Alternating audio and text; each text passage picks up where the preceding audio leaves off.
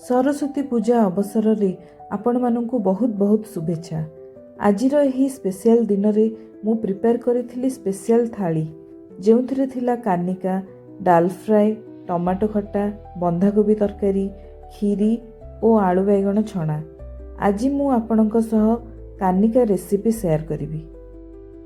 डेक्ची रे 2 चमच घी नै तेजपत्र, दालचीनी, गोलमरीच, लवंग ओ पान मधुरी पकाइली। तापरे काजू पकाई भाजिली।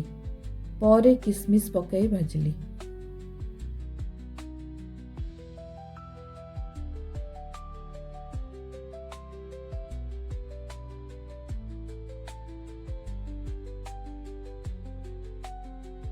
सबु भाजी होई गले धुआ होइथिबा अरुआ चाउल को पकाइबे।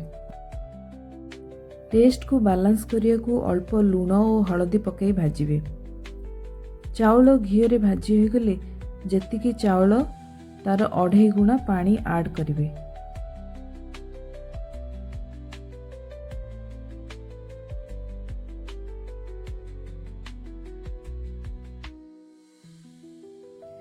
पानी फुटी गले ढांकुणी कभर करी लो फ्लेम रे सिझिया को छाड़ी देबे। ताकू मझिरे मझिरे घांटुथिबे नहले तळु लागि जिवार चांस अछि।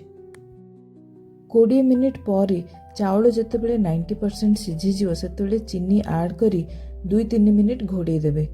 तापरे ताकू धीरे धीरे घांटिबे जेमिति चाउल गोटा गोटा होइकी रहिबो। शेषरे खीरी पत्र बा अन्नपूर्णा पत्र पकाई गैस रो फ्लेम ऑफ करी घोड़ाई रखिबे।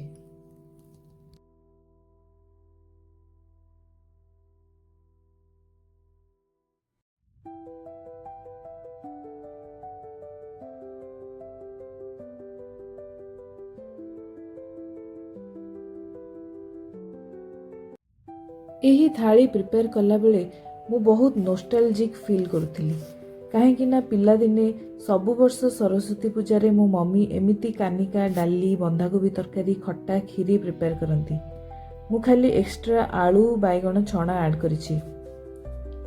आपनकु जदि आजिर भिडियोटी भल लागिछि ताहले लाइक, शेयर, सब्सक्राइब करिवे ओ कमेंट करी निश्चय जणाइबे।